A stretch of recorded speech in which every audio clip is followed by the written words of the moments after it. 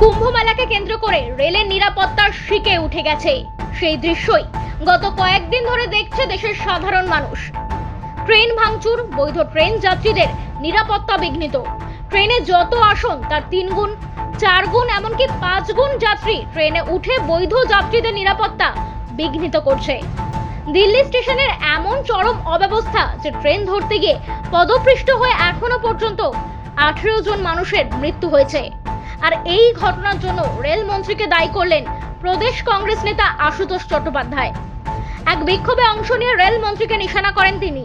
এই কুম্ভ মেলা যেখানে মানুষ যাবেন তার ধর্ম পালন করতে, সেই ধর্ম পালনের জায়গায় আমরা দেখতে পাচ্ছি একের পর এক দুর্ঘটনা শুধু নয়, এরকম প্রচুর ঘটনা ঘটছে যেখানে মানুষ আক্রান্ত হচ্ছেন, মানুষ মারা যাচ্ছেন, চোখের জল ফেলতে হচ্ছে।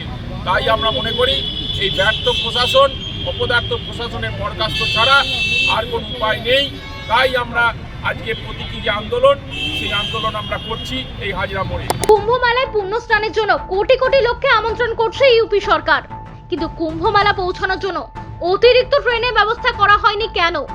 এই প্রশ্ন তুললেন দক্ষিণ কলকাতা জেলা কংগ্রেস সভাপতি প্রদীপ প্রসাদ।